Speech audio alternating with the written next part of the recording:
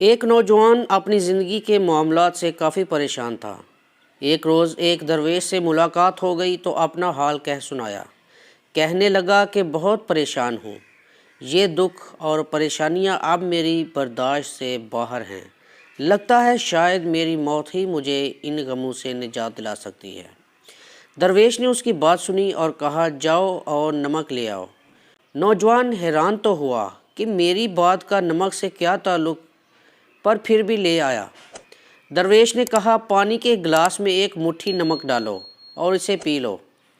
नौजवान ने ऐसा ही किया तो दरवेश ने पूछा, इसका जायका कैसा लगा? नौजवान थूकते हुए बोला, बहुत ही ख़राब, एकदम खारा। दरवेश मुस्कुराते हुए बोला, अब एक मुट्ठी नमक लेकर मेरे साथ इस सामने वाली झील तक चलो। साफ पानी से बनी इस झील के सामने पहुंचकर दरवेश ने कहा, चलो अब इस मुट्ठी भर नमक को पानी में डाल दो और फिर इस झील का पानी पियो। नौजवान पानी पीने लगा तो दरवेश ने पूछा, बताओ इसका जायका कैसा है? क्या अब भी तुम्हें ये खारा लग रहा है? नौजवान बोला, नहीं, ये तो मीठा है, बहुत अच्छा है।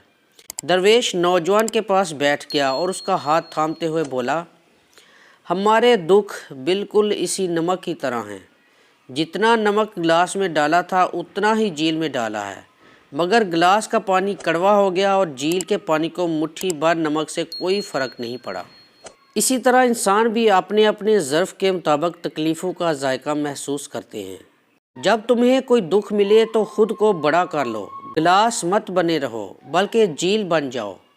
अल्लाह ताला किसी पर उसकी हिम्मत से ज़्यादा बोझ नहीं डालता, इसलिए हमें हमेशा यकीन रखना चाहिए कि जितने भी दुख आएँ हमारी बर्दाश्त से बढ़कर नहीं होंगे। नाज़रीन, अगर ये वीडियो आपको सबक आमूज़ लगी तो इसे लाइक कर दें और दूसरों के साथ शेयर करें, और जिन्होंने चैनल को सब्सक्राइब नहीं किया वो जल्दी से चैनल को सब्सक्राइब कर लें। जज़ाकल्लाह।